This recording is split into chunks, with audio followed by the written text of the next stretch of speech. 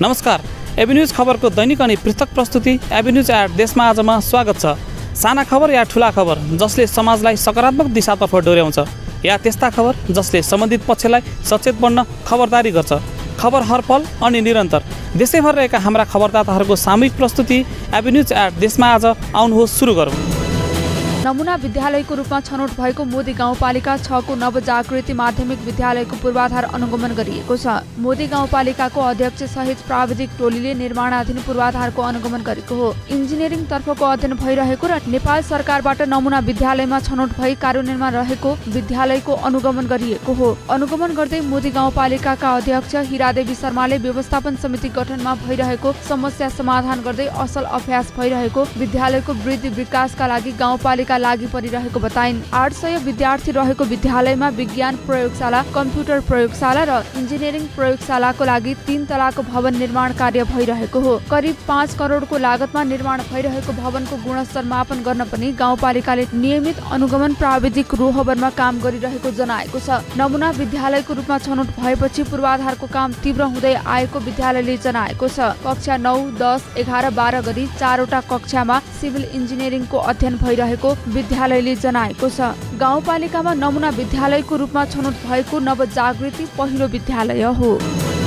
Bank ब्याज दर 10% भन्दा कम कायम गर्न माग गर्दै रूपन्देहीका 50 भन्दा बढी उद्योगी व्यवसायीका संस्था सडक आन्दोलनमा उत्रिएका छन्। कोभिड-19ले थला परेर तङ्गिन नपाउँदै बैंकको ब्याज दरमा चर्को वृद्धिले उद्योग व्यवसाय धराशयी हुन लागेको भन्दै कर्जाको ब्याज दर 1 अङ्कमा झार्न भन्दै त्यसको विरोधमा भैरहवामा विरोध प्रदर्शन गर्दै प्रधानमन्त्री, अर्थमन्त्री र गभर्नरलाई ज्ञापन पत्र बुझाएका छन्। रूपन्देहीमा क्रियाशील व्यावसायिक संघ संस्थाहरू सञ्जालले भैरहवाको बुद्धचोकबाट विरोध र्याली निकाली नारायणथान, प्रहरी टोल, मिलन चोक, बैंक रोड हुँदै देवकोटा चोकको परिक्रमा गरेको थियो। विगत 3 वर्षदेखिको कोभिड-19 को प्रभावबाट उम्किन नपाउँदै बैंक तथा वित्तीय संस्थाहरूले अत्यधिक चर्को ब्याज दर कायम गर्न उद्योग व्यवसाय मारमा परेको व्यवसायीहरूले बताएका छन्। बैंक तथा वित्तीय संस्थाहरूले पुँजी तरलताको अभाव भन्दै कर्जा प्रवाहमा कडाई गर्न र अर्कोतर्फ ब्याज दर चर्को गराउँदा उद्योग व्यवसाय धराशयी बन्दै गएको उनीहरूको भनाइ छ। लामो समयको कोभिड प्रभावबाट उद्योग व्यवसायलाई बचाउनका निम्ति सरकारले कर्जा प्रवाह र सहुलियत ब्याज दर कायम गरिनु पर्ने भनेर व्यवसायीले बारम्बार माग गरिरहँदा पनि बेवास्ता गरिएको कुरा ज्ञापन पत्रमा उल्लेख गरिएको छ। नेपाल राष्ट्र बैंकद्वारा हालै लागू गरिएको चालु पुँजी कर्जा निर्देशिका 2079 को प्रभावले व्यवसायी आन्दोलित बनेको र उक्त निर्देशिकाको असर स्वदेशी उत्पादन र राष्ट्रिय अर्थतन्त्रमा समेत पर्ने भएकाले उक्त चालु पुँजी निर्देशिका तत्काल खारेज गरिनुपर्ने माग ज्ञापन पत्रमा उल्लेख गरिएको छ। रूपन्देहीको तिलोत्तमा नगरपालिकामा निजी क्षेत्रको लगानीमा आधारभूत कृषि उपज थोक बजार केन्द्र स्थापना भएको छ। राजधानी काठमाडौँको कालीमाटी तरकारी बजार भन्दा ठुलो यो लुम्बिनी कृषि उपज थोक बजार लक्ष्मी पूजाको दिनदेखि सञ्चालनमा आउने भएको छ। 3 बिघा क्षेत्रफलमा फैलिएको यो थोक बजार करिब 20 करोड रुपैयाँको लागतमा निर्माण सम्पन्न गरिएको छ। यो बजार केन्द्रमा 179 वटा आधुनिक सटर निर्माण गरिएको छ। यहाँ किसानहरूलाई तरकारी फलफुल बिक्री वितरण गर्न किसान चौतारीको समेत व्यवस्था गरिएको छ। थोक बजार केन्द्रका अध्यक्ष भीमकान्त पन्थीले सबै तयारी पूरा भएकाले लक्ष्मी पूजादेखि शुभारम्भ गरिने र सुन्तलाको सिजन सुरु भएकाले यहाँ बिक्री वितरण सुरु गरिने जानकारी दिए। यो बजारले कृषि उपजको बजारीकरण गर्न र स्थानीय तथा विभिन्न जिल्लाको कृषि उपज संकलन र विभिन्न ठाउँमा पुर्याउन महत्वपूर्ण भूमिका खेल्ने बताइएको छ। थोक व्यवसाय एवं सञ्चालक केशव कुवरले यो बजार खुल्ला रूपमा रहेको किसानका उत्पादन बेच्न किसान चौतारीको समेत व्यवस्था गरिएकाले सहजता हुने बताएका छन्। जिल्ला निर्वाचन कार्यालय सिराहाले प्रतिनिधि सभा र प्रदेश सभा निर्वाचनका लागि जिल्लाको 4वटै निर्वाचन क्षेत्रमा समानुपातिक मतपत्र पुर्याइएको छ। निर्वाचन आयोगबाट जिल्ला निर्वाचन कार्यालय सिराहामा ल्याइएका मतपत्र कडा सुरक्षाका साथ जिल्लाको क्षेत्र नम्बर 1 को लाहान, क्षेत्र नम्बर 2 को धनगढी, क्षेत्र नम्बर 3 को सदरमुकाम सिराहा रहेको मुख्य निर्वाचन अधिकृतको कार्यालयमा र क्षेत्र नम्बर 4 को मिर्चयामा स्थापना गरिएका 4वटै निर्वाचन अधिकृतको कार्यालयलाई हस्तान्तरण गरिएको जिल्ला निर्वाचन सिराहाका सूचना अधिकारी गणपति यादवले जानकारी दिए। 4,22,712 मतदाता रहेको सिराहामा 4वटा प्रतिनिधि सभा र 8वटा प्रदेश सभा निर्वाचन क्षेत्र रहेको छ। प्रत्येक निर्वाचन क्षेत्रका मतदाताको संख्या 5% बढी मतपत्र निर्वाचन आयोगले पठाउने प्रावधान रहेको सूचना अधिकारी यादवले जानकारी दिए। मिथिलाञ्चल लगायत महोत्तरीको पौराणिक तथा सांस्कृतिक पहिचान भएको हुक्का लोली लोप हुन थालेका छन्। पितृक्रियाका निमित्त गरिएको धार्मिक मान्यतालाई मनोरञ्जनका रूपमा प्रयोग गर्न थालेपछि हुक्का लोली नचाउने कार्य लोप हुन थालेको छ। संस्कृति नै लोप हुन थालेपछि संस्कृतिविदहरूले यसलाई संरक्षण गर्नुपर्नेमा जोड दिएका छन्। मिथिलाञ्चलमा पितृलाई देखाउने बाटो, पितृलाई आत्मा शान्तिका निमित्त लक्ष्मी पूजाका राति हुक्का लोली नचाउने गरिन्छ। अहिले मिथिलाञ्चलका शहरी र ग्रामीण क्षेत्रका गाउँहरूमा फाटफुट्ट रूपमा मात्रै युवकहरूलाई हुक्का लोली नचाउने गरिएको पाइन्छ।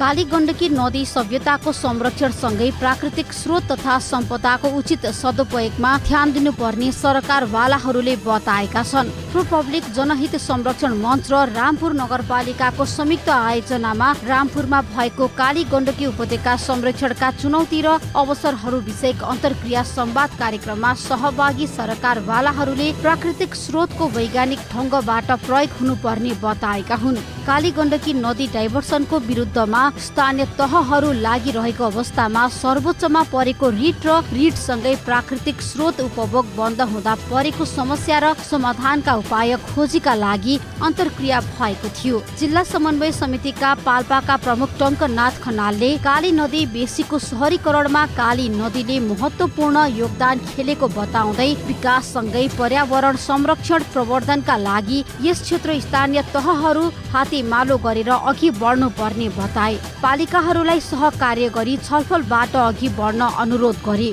जिल्ला प्रशासन कार्यालय पाल्पाका प्रमुख जिल्ला अधिकारी जगन्नाथ पन्तले कालीगण्डकीलाई पर्यटनसँग जोड्दै त्यहाँका सम्पदा र वातावरणलाई असर नगर्ने गरी उचित सदुपयोगमा पनि ध्यान दिनुपर्ने बताए।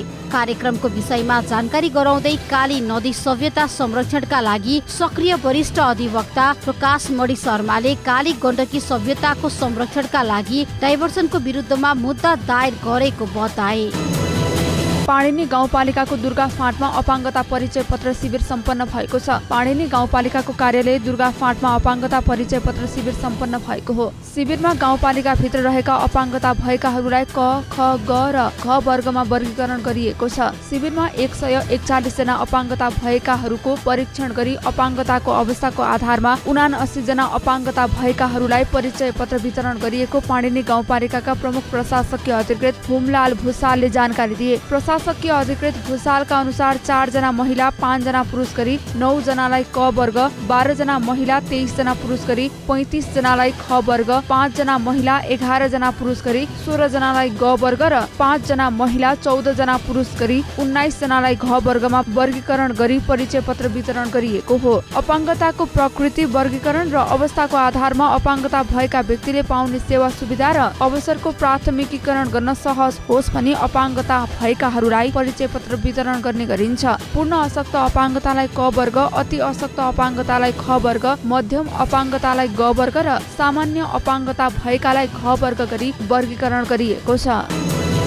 राष्ट्रिय जनमोर्चाबाट विद्रोह गरेको समूहले नेकपा मसाल बिउत्याएको छ। राष्ट्रिय जनमोर्चाको भूमिगत मोर्चा मानिने नेपाल कम्युनिस्ट पार्टी मसालबाट विभाजित समूहले नेकपा मसाल बिउत्याएको हो। राष्ट्रिय जनमोर्चा हाल सत्ता गठबन्धनमा रहेको छ भने विद्रोही संगठन गठबन्धनमा छैनन्। पार्टीले आगामी मङ्सिर 4 गतेको निर्वाचनमा भाग नलिने पनि बताइएको छ। मसालको असन्तुष्ट समूहको लुम्बिनीमा सम्पन्न विशेष महाधिवेशनले नेकपा मसालका रूपमा पार्टीलाई अघि बढाउने निर्णय गरेको हो। महाधिवेशनले सन्त बहादुर नेपाली महासचिव र राम बहादुर बुढा प्रवक्ता रहेको 25 पूर्ण 10 वैकल्पिक गरी 35 सदस्यीय केन्द्रीय समिति निर्वाचित गरेको छ। महाधिवेशन बारे जानकारी गराउन बिहीबार बुटवलमा आयोजित पत्रकार सम्मेलनमा महासचिव नेपालीले मोहन विक्रम सिंह नेतृत्वको नेकपा मसाल दक्षिणपन्थी संशोधनवादी भएकाले पार्टीबाट विद्रोह गर्नु परेको बताए। उनले मसालका महामन्त्री मोहन विक्रम सिंह र नेता चित्र बहादुर केसीलाई पार्टीबाट निष्कासन गरिएको पनि बताए। नेकपा मसालले आसन्न प्रतिनिधि सभा र प्रदेश सभा निर्वाचनमा भाग नलिने महासचिव नेपालीले बताए।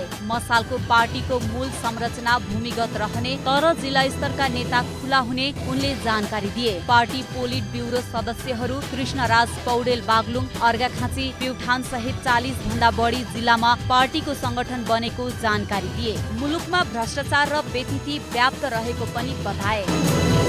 गुल्मीको इस्मा गाउँपालिकामा सञ्चालन भएको अध्यक्ष कपको उपाधि इस्मा गाउँपालिका वडा नम्बर 5 ले हात पारेको छ। पालिकाको आयोजनामा असोज 31 देखि वडा नम्बर 2 अन्तर्गत छल्दीको पालुखा माविमा अध्यक्ष कप खेलकुद प्रतियोगिता सञ्चालन गरिएको थियो। गाउँपालिका स्तरीय अध्यक्ष कप खेलकुद प्रतियोगितामा खुल्ला पुरुष भलिबल, खुल्ला पुरुष फुटबल र खुल्ला महिला भलिबल तथा खुल्ला फुटसल प्रतियोगिता सञ्चालन गरिएको थियो। कार्यक्रममा पुरुष फुटबल प्रतियोगिता वडा नम्बर 2 प्रथम र वडा नम्बर 5 तृतीय भएका छन्। त्यस्तै महिला फुटसल प्रतियोगितामा वडा नम्बर 5 प्रथम भएको छ भने पुरुष भलिबल प्रतियोगितातर्फ वडा नम्बर 4 प्रथम र वडा नम्बर 5 द्वितीय भएको छ। महिला भलिबल वडा नम्बर 4 प्रथम र वडा नम्बर 5 द्वितीय भएका थिए। कार्यक्रममा भलिबल तर्फका विजयी हुने पुरुष एवं महिला टिमलाई गाउँपालिकाका अध्यक्ष भगत सिंह खड्का र उपाध्यक्ष अधिवक्ता पार्वती कुँवरले 20,000 र उपविजेता हुने टिमलाई 15,000 नगद सहित मेडल र प्रमाणपत्र प्रदान गरेका थिए। त्यस्तै फुटबल तर्फको खेलमा प्रथम हुने पुरुष टिमलाई 20,000 र उपविजेता टिमलाई 15,000 नगद सहित मेडल र प्रमाणपत्र प्रदान गरिएको थियो भने महिला फुटसल प्रतियोगितामा प्रथम हुने टिमले 20,000 नगद सहित सम्मान गरिएको प्रमुख प्रशासकीय अधिकृत धनेश्वर पौडेलले बताए। असोज 30 गतेदेखि सञ्चालन भएको उक्त प्रतियोगितामा विभिन्न खेलमा गरी 19 टिमको सहभागिता रहेको थियो। पढ्दै कमाउँदै कार्यक्रमले कृषि क्षेत्रको अध्ययन र अध्यापनमा विद्यार्थीहरूमा रुचि बढाउनुका साथै अध्यापन पश्चात आत्मनिर्भर बनाउन पनि सघाएको छ। मुडीकुवाको माटेदेवल जनसहयोगी प्राविधिक तथा व्यावसायिक माध्यमिक विद्यालयमा व्यावसायिक कृषितर्फ उन्मुख बाली विज्ञान विषयमा पढाइ सुरु गरेर पढ्दै कमाउँदै अभियान तीव्र पारिएको हो। विद्यालयले कक्षा 9 देखि 12 सम्मका विद्यार्थीलाई कृषिमा आधारित शिक्षा प्रदान गर्दै आएको छ। शिक्षा मन्त्रालयबाट मान्यता प्राप्त यस विद्यालयका विद्यार्थीले पढाइसँगै आम्दानी पनि गर्दै आएका छन्। विद्यार्थीहरूले नियमित कक्षाको अध्ययन सकिएपछि प्रयोगात्मक अभ्यास विद्यालयकै खेतबारीमा गरेर उब्जाउ बिक्री गरेर पढ्दै कमाउँदै गरेका हुन्। विद्यालयले लिएको 20 रोपनी जग्गामा प्रयोगात्मक अभ्यासका लागि विद्यार्थीले च्याउ, बेमौसमी तरकारी, टमाटर, माछा पालन, मौरी पालन, धान खेती लगायतका उपज फलाउने गरेका छन्। खेती उब्जाउबाट बिक्री गरेको रकमको 25% विद्यालयले राख्ने गरेको छ भने बाँकी 75% विद्यार्थीहरूलाई वितरण गर्दै आएको हो। विद्यालयमा अहिले 50 जना विद्यार्थी बाली विज्ञानतर्फ अध्ययन गरिरहेका हुन्। स्तरको एक्सेस ब्रोन्ज प्राप्त सुनसरीको इटहरीमा रहेको महिला बचत तथा ऋण सहकारी संस्था लिमिटेडको 25औं स्थापना दिवसको अवसरमा इटहरीमा प्रभात फेरी गरिएको छ। सुनसरी र मोरङमा गरी 6 वटा सेवा केन्द्र सञ्चालन गर्दै आएको महिला बचत तथा ऋण सहकारी संस्था लिमिटेडको केन्द्रीय कार्यालय इटहरी उपमहानगरपालिका वडा नम्बर 4 बाट प्रभात फेरी निकालिएको हो। प्रभात फेरीले इटहरीको मुख्य चोक क्षेत्र परिक्रमा गरी पूर्ण संस्थाकै कार्यालयमा पुगेर समापन गरिएको थियो। प्रभात फेरीमा संस्थाकीय अध्यक्ष अमृत सुब्बा सहित पदाधिकारीहरू, शेयर सदस्य, कर्मचारी लगायतको सहभागिता रहेको थियो। महिला शेयर सदस्य अधिक रहेको महिला बचत तथा ऋण सहकारी संस्था 2055 सालमा 75 शेयर सदस्य तथा 1 लाख शेयर पुँजीबाट सुरु गरिएकोमा हाल आएर 9,169 शेयर सदस्य तथा शेयर पुँजी 7,85,07,200 पूर्वकै ठूलो सहकारी मध्येमा पर्ने गर्दछ। पाल्पाको रामपुर नगरपालिकाले सडक छेउमा राखिएका सामग्रीहरू हटाउन थालेको छ। बेजाड बजार क्षेत्रका सडक मिचेर राखिएका निर्माण सामग्री हटाउन सुरु गरिएको हो। सडकको दायाँ बायाँ लामो समयसम्म राखिएका निर्माण सामग्रीले सडकको आकार साँगुरो गरिनुका साथै घटनाको जोखिम बढाएको, सडकको पिचको आयु घटाएको र बजार क्षेत्रको स्वरूप बिगारेको भन्दै अटेर गरेर राखिएका निर्माण सामग्री जफत सुरु गरिएको हो। नगरपालिकाले आफ्नो डोजर, ट्रक र ट्र्याक्टर प्रयोग गरी उठाइएको थियो। इलाका प्रहरी कार्यालयको साथ लिएर नगर प्रहरी र कर्मचारीहरूको सहभागितामा सामग्री उठाइएको हो। नगरपालिकाले निर्माण सुरु भएका स्थानमा अनुमति लिएर मात्र निश्चित समयको लागि सामान राख्ने व्यवस्था गरिएको रामपुर नगरपालिकाका नगर प्रमुख रमण बहादुर थापाले बताए। थापाले बजार क्षेत्रमा हुन सक्ने दुर्घटना न्यूनीकरण र सडकलाई थप व्यवस्थित बनाउनका लागि अभियान थालिएको जानकारी दिए। नगरपालिका गाउँपालिकाले बजारका साँघुरा सडक गल्ली ओगटेर सामान राख्नाले बजार गर्न पैदल हिँड्नुपर्ने अवस्थामा घटनाको जोखिम समेत भएकाले तत्काल सामग्री आफ्नो सटरभित्र मात्र राख्न निर्देशन दिएको छ।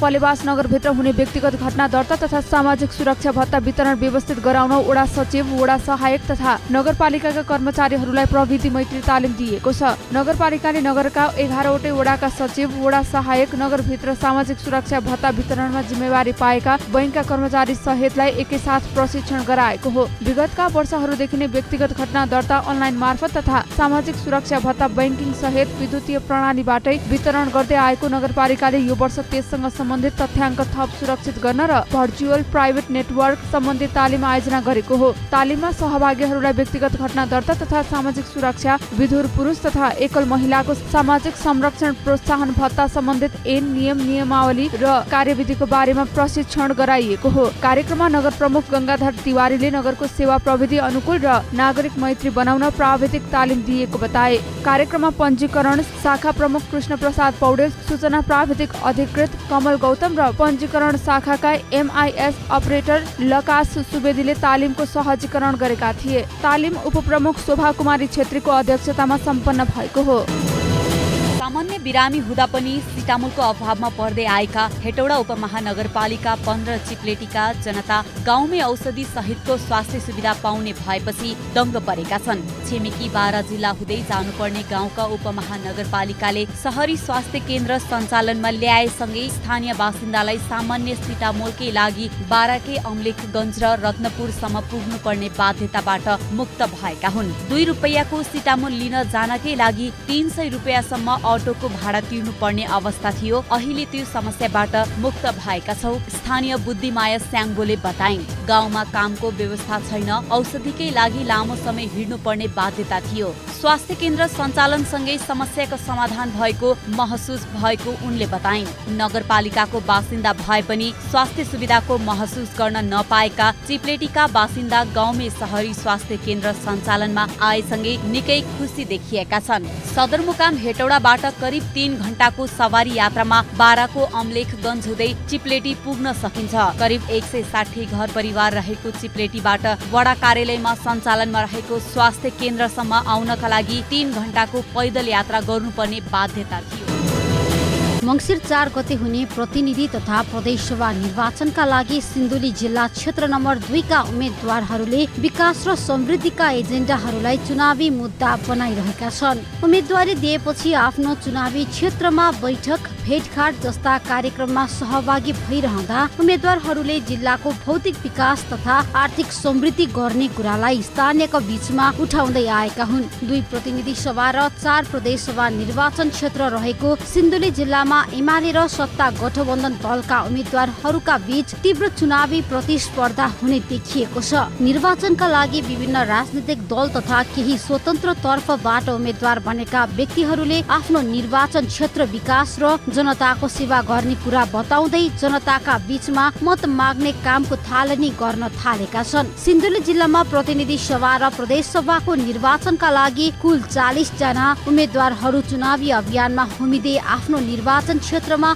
भौतिक विकास, शिक्षा, स्वास्थ्य, खानेपानी लगायत पूर्वाधारहरू विकास गर्ने प्रतिबद्धता जनाउँदै आएका छन्। 2 प्रतिनिधि सभा क्षेत्र र 4 प्रदेश सभा क्षेत्र रहेको सिन्धुली जिल्लामा आसन्न निर्वाचनमा उम्मेद्वार बनेका अधिकांश उम्मेद्वारहरूले जिल्लाको विकास र जनताको सेवा गर्ने विषयलाई बढी महत्त्व दिइरहेका छन्। 1 नगरपालिका र 7 गाउँपालिका रहेको सिन्धुली जिल्लाको निर्वाचन क्षेत्र नम्बर 2 का सबै मानव बस्तीहरूमा अझै पनि विकासका सबै पूर्वाधारहरूको अभाव रहेको छ भने गरिबी, पछौटेपन र बेरोजगारीको समस्याले सामान्य जीवनयापन समेत प्रभावित बन्दै आएको छ। सुनसरीको इटहरीमा रहेको महिला बचत तथा ऋण सहकारी संस्था लिमिटेडले 24औं वार्षिक साधारण सभा तथा 25औं स्थापना दिवस 1 कार्यक्रमको आयोजना गरी सम्पन्न गरेको छ। सुनसरी र मोरङमा गरी 6 वटा सेवा केन्द्र सञ्चालन गर्दै आएको महिला बचत तथा ऋण सहकारी संस्थाले विभिन्न ठाउँमा वार्षिक साधारण सभाको अवसरमा कार्यक्रमको आयोजना गरेको र समापन कार्यक्रम इटहरीमा सम्पन्न गरेको छ। महिला बचत तथा ऋण सहकारीले 24औं वार्षिक उत्सव सहकारी विभागका रजिस्ट्रार रुद्र प्रसाद पण्डित पण्डितको प्रमुख आतिथ्यता तथा सहकारीकी अध्यक्ष अमृता सुब्बाको अध्यक्षतामा कार्यक्रम भएको थियो। कार्यक्रममा प्रमुख अतिथि पण्डितले सहकारी सदस्यहरूको सुविधाका लागि धेरै कुराहरू नगर्ने भए पनि बैंकहरूले ब्याज बाहेक केही नदिने बताए। उनले सहकारी सदस्यहरूको लागि बहुआयामी सुधारका लागि काम गर्ने भएका कारण पनि सहकारीमा लाग्नुपर्नेमा जोड दिए। कार्यक्रमको उद्घाटन सत्रमा सहकारीकी अध्यक्ष सुब्बाले प्रस्तुत गरेको प्रतिवेदनमा महिला शेयर सदस्य अधिक रहेको महिला बचत तथा ऋण सहकारी 2055 सालमा 75 शेयर सदस्य तथा 1 लाख शेयर पुँजीबाट सुरु गरिएकोमा हाल आएर 9169 शेयर सदस्य तथा शेयर पुँजी 7,85,07,200 पुगेको जानकारी गराइन्। एभिन्यूज एट देशमा आजमा हामी त्यस्ता खबरलाई ध्यान दिन्छौँ जुन खबर ओजेलमा परेको छ र बन्न सक्छ खबर। एभिन्यूज एट देशमा आजलाई यति नै। भोलि फेरि देशैभर रहेका हाम्रा खबरदाताहरूको सामूहिक प्रस्तुति एभिन्यूज एट देशमा आज लिएर उपस्थित हुने नै छौँ। खबरभित्रको खबरका लागि हेर्दै गर्नुहोस् एभिन्यूज खबर। नमस्कार।